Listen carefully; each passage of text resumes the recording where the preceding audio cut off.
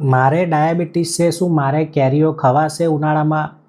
બિલકુલ ખવાય કેરી, તમે ફૂલી એન્જોય કરી શકો છો, પણ એની એક મેથડ હોય છે. જ્યારે તમારે કેરી ખાવ છો, તમને ડાયાબિટીસ છે, તો પહેલાં તો જમ્યા પછી એને ક્યારેય ના લેવી જોઈએ.